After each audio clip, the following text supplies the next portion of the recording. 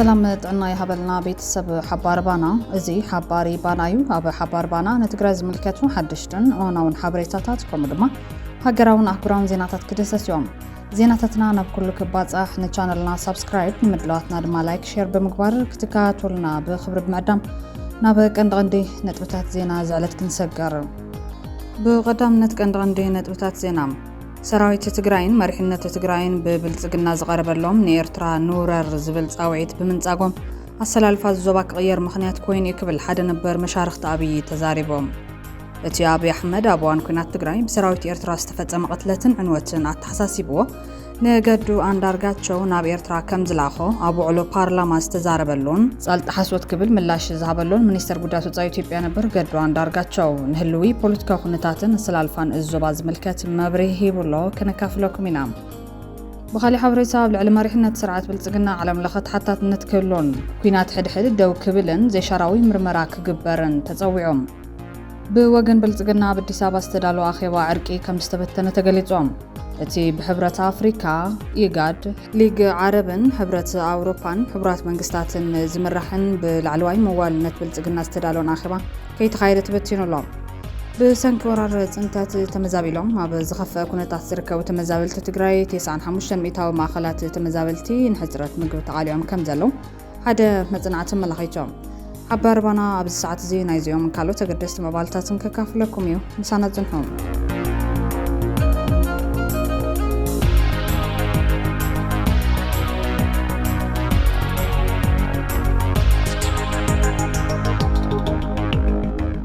فلما بسنكي ورارت انت تتمزابلهم أبز خفا كونتات زركاو تمزابلت تقراي 95 ميتاوي ماخلات تمزابلتي نحزرت مقبي تقاليعم كم زلو حدا مزنعت ملاخيتهم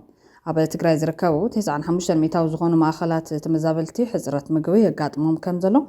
ሓድሽ ዝወፀ ግምገማ ድሌት ሰብኣዊ ሓገዝ ኣመልኪቶም ነቲ ግምገማ ዝወፀ ኣብ ማዕቆብን ሰብኣዊ ሓገዝን ዝሰርሕ ሼልተር ክላስተር ዝተባሃለ ትካል እንትኾን ምስ ዝተፈላለዩ ኣካላት ብምትሕባር ዘካየዶ ጽንዓት ማእኸላት ኣብ ትግራይ ኣብ ዝርከቡ 5 ዞባታትን 21 ወረዳታትን ዝርከቡ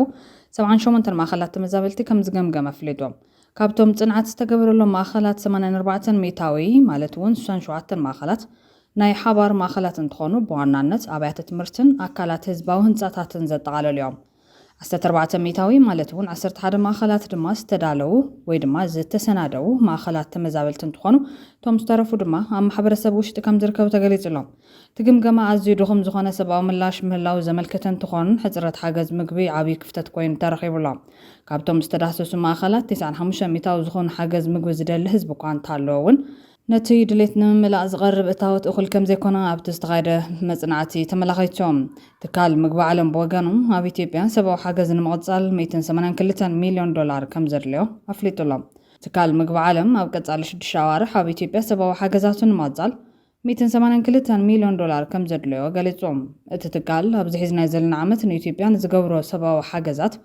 ልዑል ዋሕዲ ባጀት ከም ዘጋጥሞ ኣብ ዘቕነ ኣብ ዘውፅኦ ፀብጻብ ሓቢሩሎም ክሳብ ዝመጽእ ዘሎ ወርሒ ነሓሰ ኣብቲ ሃገር ሰብኣዊ ሓገዝ ንምቕጻል ንነፍሲ ወከፍ ተረካቢ ሓገዝ ምግቢ ካብ ዝወሃቦ ስሩዕ ራሽን ብ60 ሚእታዊ ንምቕናስ ከም ዝተገደደ ትትካል ኣረድዮም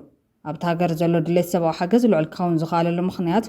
ብሰንኪ ግጭት ምምዝባል ከምኡውን ምስ ቁጠባን ለውጢ ክሊማን ዝተተሓሓዙ ፀቕጥታት ኣብ ልዕሊ ተቓላዕቲ ክፋላት ሕብረተሰብ ብዘውርድዎ ዘሎ ጉድኣት ምዃኑ ፀብጻብ ኣመላኺቶም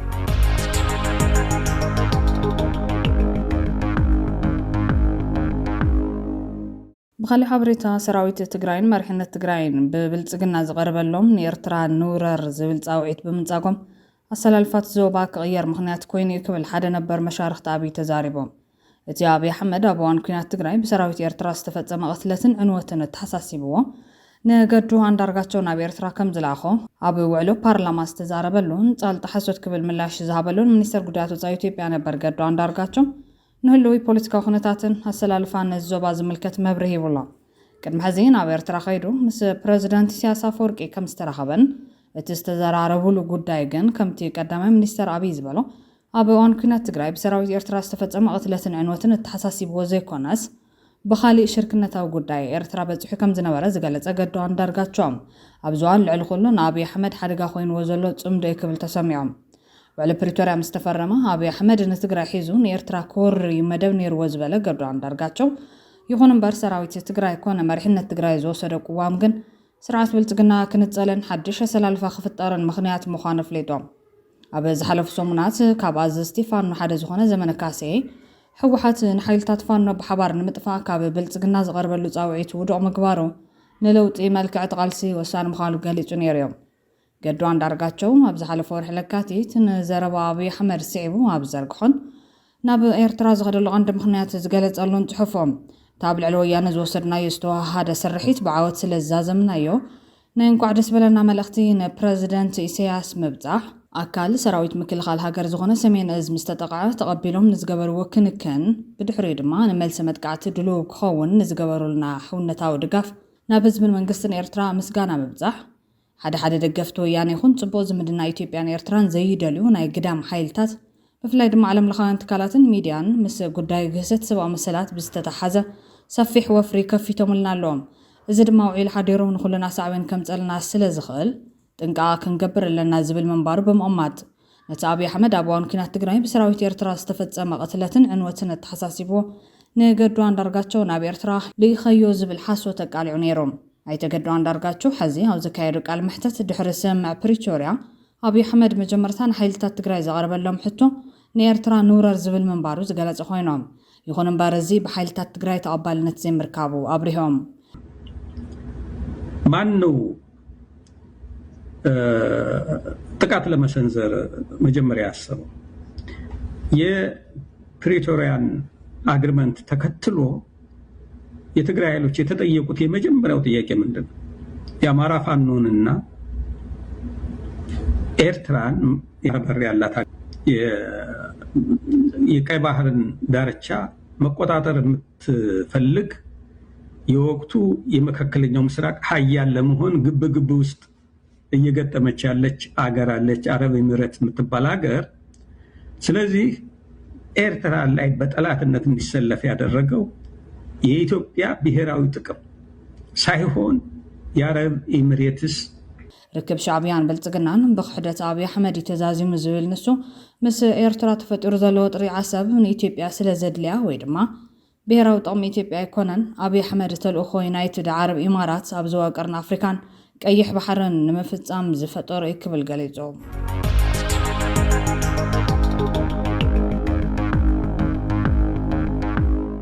ناب كالي حبريتات سقاقيرنا أب العلي مريحنة سرعات بلتقنا عالم لخط حتى نتكلون كوينات حد دو كبلن زي شراوي مرمرا كقبرن تتويعهم من قصاص متحبار إثيوبيان أب العلي حزب إثيوبيا بتحل زبالو هالكيتن كوينات حدن بهزوت دو كبل أهقراو تاوعي تقريبهم من قصاص زاب سومن نبزا كايرو هزوت عمتاو كوباي أهقراوي محبرسب حدا زي شراو كومشن بمتاش هتقول داي بزرزر كتارن قبنياتات دما بحق حتى تكونن حتى تلوم أبت سفح ذات استخير اللقبائي بسنك تغينات سلمان سباتي قتلون يمزابلون كم زلو زريو حتصرتي مسلاوي مرتوعتات كم زغربو تقليج يوم اتمن قصاص كم زحبرو تعبت هاقر زفت أمزلو هلقيت هزبي مس هزبي زقبرو زلو وق زي كونس بمنقستاوي مواقر السلاسل زلو مصنات عاليتي كبل كاسيسوم أبون برت من قصاص غنى دكتور بادق بيشاو أبز اسمع مدرا أهقراوي محبرسب نتابي تيبيا زكاية زلو هلقيت بمراي حيزو زلو سقطا كسبار تمحطينهم وسيخو دما أب إثيوبيا أب بهير وي عالي تستمسرته بوليتيكاو سرعات بهتوز كقدن كلهم زيقاتات بمعارنة زساطفلو ديمقراساو سرعات كنت انتاويهم كلاتنا أب تحت تسلال إثيوبياويان بحونة تتاخ خيبنا هاقرنا كابزن تسلالوا زلو حدا قام بتتان نمدحان أكال مفتح نخون كبل دكتور بادقة ملوختم حلاليفو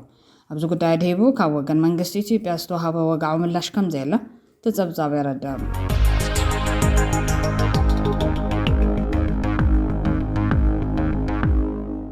بوجن بلتقنا بالدسابة استدلوا آخر بعركي كم استبتنا تجريجهم تي بحبرة أفريقيا إيجاد عرب ليج حبرة أوروبا حبرات منقسطات زمرحن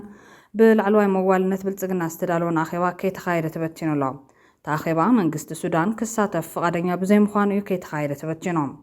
أب كينات حد السودان أب قلنا ريسيف تسلفو كينات زقواحر زلا بلتقنا بتخالي قد ما انقادي سلام مسيلون خونتات السودان زملكت أخيبا بالدسابة كايد فتينو زتقارة خوينو مرح سراوي السودان جنرال عبد الفاتح البرهان دما ህጹጽ ደጋፍ ይኹን መወልቱ ክቃበጽዮም ዕርቂ ዝበሃል የለን ክብል ገሊጾም መራሒ ሰራዊት ሱዳን ዓብደልፋታሕ አልቡርሃን ንሓይልታት ፈጣን ህጹጽ ደጋፍ RSFን ንዖም ዝድግፉ ዝኾነ ይኹን ጉጅለን ሙሉ በሙሉ ንምምሓው ንቐዳማይ ሚኒስተር ሃገር ስዒቡ ትማል ዓርቢ ቃል ብምእታው ምስ ትዕጦ ጉጅለን ኣብ ስምዓት ናይ ምምላስ ዕድል እውን ወጊድ ኢልዎ ኣሎ። አልቡርሃን ኣብ ካርቱም ሰሜን ኣብ ዝርከብ መስጊድ አልሓዳርብ ናይ ዓርቢ ጸሎት ድሕሪ ምፍጻሙ ኣብ ዝገበሮ ዘረረብ ነቲ ዓመፀኛ ምልሻ RSF ብምባል ዝጸዋዕ ሓይሊ ካብቲ ቦታ ንምብራር ቃላት እዮም ነቶም ዜጋታት እውን እዚ ሕማቕ ተመክሮ ዳግም ከም ዘይድገም ኣረጋጊጹሎም። ካብ ሎሚ መዓልቲ ጀሚሩ ነቲ ዓመፀኛ ምልሻ ወይ ንዖም ንዝድግፉን ንዝሓገዙን ዝኾነ ይኹን ቦታ ኣይህልወናኒ ብምባል አልቡርሃን ነቶም ኣመንቲ ገሊጹሎም ኣሎ። ንግዳያት ፍትሒ ምድላይን ኣብ እዋን ኩናት ዝተጣሓሱ መሰላት ምምላስን ንኣመራርሓ ወታደራዊ ሓይሊ ዘየደቅስ ሓላፍነት ምዃኑ እውን ተዛሪቦም። ሱዳን ሕወሓትን ኤርትራን ኮይኖም ዋላ እንተመፁ ዘፍርሕ የብልናን ክብል ዝተሰምዐ ኣብይ ኣሕመድ ብውሽጢ ግን ምስ አልቡርሃን ዘተ ንምክያድን ኣብ ጉዳይ ሱዳን ዘተኮረ ኣኼባ ኣብ አዲስ አበባ ንምድላውን ዋላ እኳ ወጢኑ እንተነበረ እዚ ከይተዓወተ ተሪፉሎም። ጀነራል አልቡርሃን እውን መደረ ቀዳማይ ሚኒስተር ሱዳን ካሚል ኤድሬስ ስዒቡ RSF ኮነ ሓገዝቱ ጸግዖም ከነትሕዞም ኢና ክብል ተሓንዮም። ዝሓድሽ መባልታት ዝኽሰት ዘሎ መንግስቲ ሱዳን ኢትዮጵያ ነቲ ናብቲ ሃገር ትገብሮ ዝነበረት ሰደድ ኤሌክትሪክ ደው ከም ዘበለቶ ብምኽሳስ እዚ ስጉምቲ ነታ ብኹናት ትሕመስ ዘላ ሃገር ዘጋጥም ዘሎ ጸገም መብራህቲ መመሊሱ ከም ዘጋደዶ ኣብ ዘፍለጠሉ ወቕትን ኢሉ ድማ ፖለቲካውን ወታደራውን ምትፍናን ሱዳን ሰማይ ዓሪጉ ናብ ሙሉእ ኩናት ከይኣቷ ኣብ ዝስግአሉን ህሞት እዮም። ማዕኸን ዜና ሱዳን ትሪቡን ሚኒስተር ጸዓትን ነዳድን ሱዳን ብምጥቃስ ከም ዘብጽቦም እቲ ካብ ኢትዮጵያ ዝኣቱ ዝነበረ ቀረብ ኤሌክትሪክ ምቁራጹ ጠንቂ ናይቲ ኣብዘን ዝሓለፋ ሰሙናት ኣብ መላእቲ ሃገር ዘጋጥም ዘሎ ተደጋጋምን ሰፊሕን ጸልማት ምቁራጽ መብራህቲ ኮይኑሎም። መንግስቲ ኢትዮጵያ ብዛዕባ እዚ ሱዳን ወሲድዎ ትብሎ ዘላ ሓድሽ ስጉምቲ ዛጊድ ዝበሎ ነገር የለን። ቅድሚ ሕዚ ግን ብሰንኪቲ ሱዳን ንኢትዮጵያ ክትከፍሎ ዘይከኣለት ዋጋ ኣገልግሎት ትቐረብ ክጎድል ከም ዝጸንሐ ይፍለጥ እዩ።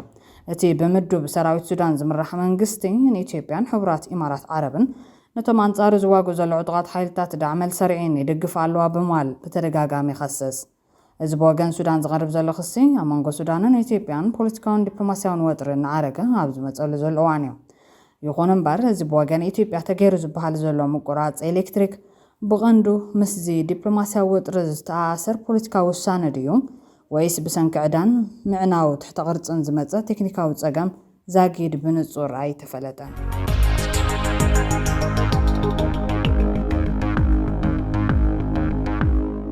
ብመንግስቶም ኣቓልቦ ዝተነጸጎም ኢትዮጵያውያን ካብ ደቡብ ኣፍሪካ ብወለንቶኦም ናብ ሃገሮም ክምለሱ ጀሚሮም። መንግስቲ ኢትዮጵያ ዝኾነ ዝጀመሮ መስርሕ ምውጻእ ይኹን ዝሃቦ ተስፋ እኳ እንተዘየለ ብዙሓት ኢትዮጵያውያን መዓልታዊ ብወለንቶኦም ናብ ሃገሮም ይምለሱ ከም ዘለው ወከልቲ ማሕበር ኢትዮጵያ ገሊጾም። ኣብ ደቡብ ኣፍሪካ ብዙሓት ድኳናትን ኣናእሽቱ ፋብሪካታትን ዝውንኑ ኢትዮጵያውያን ኣብቲ ሃገር ተስፋ ብምሳኖም ብወለንቶኦም ናብ ዓዶም ኢትዮጵያ ይምለሱ ኣለዉ ክብል ኣብ ደርባን ደቡብ ኣፍሪካ ዝነበር ኣብ ዓውዲ ምንቅቃሕ ማሕበረሰብ ኢትዮጵያ ዝነጥፍ ኣይተ ከሰሞስ ገብረ ሚካኤል ኣረድዮም። ኣብ ደቡብ ኣፍሪካ ዝነብሩ ዝበዝሑ ኢትዮጵያውያን ድኳኖም ተሰሪቖምን ካብ ድኳኖምን ስርሖምን ተባሪሮም ከም ዘለዉ እቶም ምንጭታት ይጠቕሶም። ኣብ ደቡብ ኣፍሪካ ኣብ ዝሓለፉ 2 ሰሙናት ብሰንኪ ጽልኢ ወጻእተኛታት ዝሞተ ኣፍሪካዊ እኳ እንተዘየለ ኣብ ልዕሊ ወጻእተኛታት ዝፍጸም ዘሎ ዓመፅን ጽልእን ግን ኣብቲ ኣፋፍ ኩነታት ከም ዘለዎ ጸብጻባት የመልክቶም። መንግስቲ ኢትዮጵያ ብመንገዲ እቲ ኤምባሲ ኣቢሉ ናብ ደቡብ ኣፍሪካ ዝነብሩ ኢትዮጵያውያን ጥንቃቐ ክገብሩ መልእኽቲ መሓላሊፉ እዮም። መንግስቲ ኢትዮጵያ ከም ጋናን ናይጄርያን ኣብ ልዕሊ ደቡብ ኣፍሪካ ዝገብርኦ ከቢድ ጽዕንቶ እንተዝገበር ንኢትዮጵያውያን ካብ ጥቕሙ ጉድኣቱ ምበዝሐ ነይሩ ክብል ኣይተ ኮሰሞስ ወሲኹ ይሕበር። ምክንያቱ ኢትዮጵያውያን ልዕሊ ማንም ወጻእተኛ ዜጋ ኣብ ደቡብ ኣፍሪካ ይቃልዑ ስለ ዘለውን ብዙሓት ኢትዮጵያውያን ኣብ ነፍሲ ወከፍ ድኻታት ኣብ ዝነብሩሉ ቦታታት ከይተረፈ ስለ ዝነብሩ ንመጥቃዕቲ ብቐሊሉ እዮም ዝሳጥሑ ዘለዉ ኢሎም። እንተኾነ ግን መንግስቲ ብቋንቋና ናብ ሃገርና ክንምለስ ብምትባዕ ሞራል እንተዝህብ ዝሓሸ ውፅኢት መሃለዉ ነይሩ ዝበለ ኮሰሞስ ኢትዮጵያዊ ኣብ ዝሓመቐ ኩነታት ከም ዘሎ ኣብሪሆም። መንግስቲ ነዚ ዘይምግባሩ ክሳብ ሕዚ ተሓሳሲ ምዃኑ እቶም ግዳያት ሓሳቦም ይካፍሎም። ብሰንኪታ ኣብ ደቡብ ኣፍሪካ ዝረአ ዘሎ ዘስካሕክሕ ምዝማትን ራስያን መጥቃዕቲ አንጻር ስደተኛታት ተስፋ ዝቆረፁ ሓያሎ ኢትዮጵያውያን መንግስቲ ናብ ሃገርኩም ተመለሱ ዝብል ሞራላዊ ደገፍ ኣብ ልዕሊ ዜጋታቱ ክቐርብ ጻውዒት ተቐሪቦም። ኣብ ደቡብ ኣፍሪካ ካብ ዝነብሩ ሰባት ውሑዳት ዘይበሃሉ ኢትዮጵያውያን ናብ ሃገሮም ንምምላስ ይቀራረቡ ከም ዘለውን ሓያሎ ኢትዮጵያውያን እውን እንተኾነ መዓልታዊ ናብ ኢትዮጵያ ይምለሱ ከም ዘለውን ጸብጻብ ዶቼ ቬለ ኣፍሪካ ይሕበር። ኣብ ደቡብ ኣፍሪካ መንበሪ ፍቓድ ዘለዎም በዝሒ ኢትዮጵያውያን ብወግዒ እኳ እንተዘይተገለጸ ልዕሊ 500,000 ክኸውን ከም ዝኽእል ኮሶሞስ ገብረ ሚካኤል ገሚቶም ቁፅሪ ናይቶም መንበሪ ፍቓድ ዘይብሎም ኢትዮጵያውያን ስደተኛታት ብዙሕ ኢልካ ክትዛረብ ኣይትደፍርን ቅድሚ ሕዚ ተተላዒሉ ዘሎ ኣንጻር ስደተኛታት ሓደገኛ ጉጅለ ኣብዚ ደረጃ ክበፅሕ ኢሉ ዝገመተ ሰብ ኣይነበረን እዛ ኣብ መላእቲ ሃገር ተዘርጊሑ ዘሎ ወፍሪ ፀረ ስደተኛታት ኣብ መጀመርታ ውልቃዊ ባእሲ እዩ ነይሮም ኣብዚ ሕዚ እዋን ኣብቲ ሃገርን ኣብ ኣፍሪካን ድምፆም ብኣዝዩ ልዑል ደረጃ ይስማዕ ኣሎ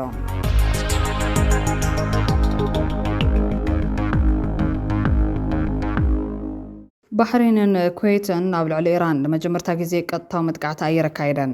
ባህሬንን ኩዌትን ኣብ መጀመርታ ወርሒ ሓምለ ኣብ ወታደራዊ ዕላማታት ኢራን ብሕቡ መጥቃዕቲ ነፈርቲ ከም ዘካየዳ ነቲ ስርሒት ዝፈልጡ ምንጭታት ብምጥቃስ ዘ ዌል ስትሪት ጆርናል ሓቢሮም እዘን ሃገራት ኣብ ልዕሊ ኢራን ቀጥታዊ ወታደራዊ መጥቃዕቲ ፋልማይን ዝፍጽማ ዘለዋ እቲ ጸብጻብ እቲ መጥቃዕቲ ንመኽዘን ሰብ ኣልቦ ነፈርትን ሚሳይላትን ኢራን ከምኡውን ካልኦት ወታደራውያን ትካላት ዕላማ ዝገበረ ከም ዝነበረ ይገልጽ እዮም ሕቡራት ኢማራት ዓረብ ነቲ ስርሒት ስለያን ሽፋን ምክልኻል ኣየርን ብምሓብ ከም ዝደገፈቶ ይገልጽ እዘን ወታደራውያን ማዓስከራት ኣሜሪካ ከም ዘእንገዳ ዝፍለጥ ሃገራት ወሽመጥ ዓረብ ባህሬንን ኩዌትን ብተደጋጋሚ ብመጥቃዕቲ ሚሳይላትን ሰብ ኣልቦ ነፈርትን ኢራን ክናወፃ ጸኒሐን ኣለዋ ባህሬን ትኹን ኩዌት ብዛዕባ እዚ ጉዳይ ወግዓዊ መግለፂ ኣይሃበን ዘለዋ ኢራን ብወገና ነዚ ጸብጻብ ዝምልከት ክሳብ ሕዚ ዝኾነ ምላሽ ኣይሃበትን ዘላ ዋላ እኳ ሃገራት ወሽመጥ ክሳብ ሕዚ ካብ ምኹናን ሓሊፈን ኣብ ልዕሊ ኢራን ተግባራዊ መልሰ ግብሪ ይህባ እንተዘይሃለዎ ኣብ ወርሒ መጋቢትን መያዝያን እውን ስዑድን ኢማራትን ብሕቡ ኣብ ልዕሊ ኢራን ወታደራዊ መጥቃዕቲ ከም ዝፈጸማ ተገሊጹ ነይሩ እዮም ኮይኑ ግን እተን ሃገራት ከምኡ ከም ዝገበራ ብወግዒ ኣይተኣመናን ብኻሊእ ዜና ብስዑድ ዝምራሕ ኪዳን ነቶም ኣብ ትሕቲ ሁቲ ዝርከቡ ቦታታትን ትካላትን መጥቃዕቲ ፈጺሞም ጉጅለ ሁቲ ኣብ መሰረተ ልምዓት ነዳድን ኣብ ትራንስፖርትን መርከብ ስዑዲ ተወሳኺ መጥቃዕትታት ከም ዝፍጽሙ ኣብ ዘፈራርሑሉ እዋን ብስዑድ ዝምራሕ ኪዳን ኣብ ግዛት ሁዳዳ ኣብ ዝርከቡ ብጉጅለ ሁቲ ዝተተሓዙ ወታደራዊ ቦታታትን ትካል ቴሌኮሙኒኬሽንን መጥቃዕቲ ፈጺሞም እዚ ድማ ዞባዊ ግጭት ዳግማይ ክዓርግ ይኽእል ዝብል ስጋት ፈጢሩሎም መደበር ቴሌቪዥን ስዑድ ከም ዝሓበሮ ሰራዊት ስዑድ ዓረብ ኣብ ልዕሊ ወታደራዊ ቦታታት መጥቃዕቲ ከም ዘካየደ ፍሊጦም ብመሰረት አንሱሩላህ ሁቲ ግን ስዑድ ዓረብ እንደሴት ካማራንን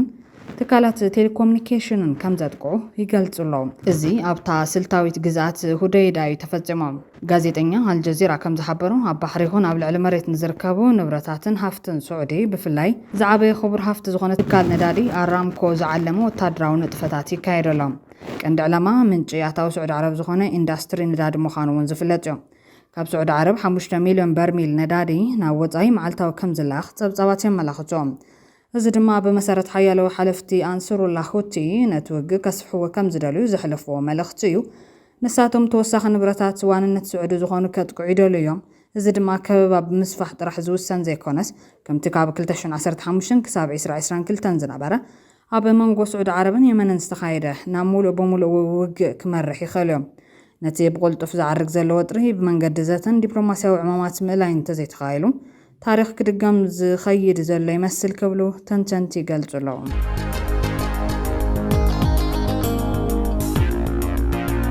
ፍትዋትን ክብራትን ቤተሰብ ሓባር ባና ነዚ ዕለት ዝሓዝናዮም ሓበሬታታት ኣብዚ ከንቢትና ንቻነልና ሳብስክራይብ ንምድላዋትና ድማ ላይክ ሼር ብምግባር ቤተሰብ ሓባር ባና ይኹኑ ሰላም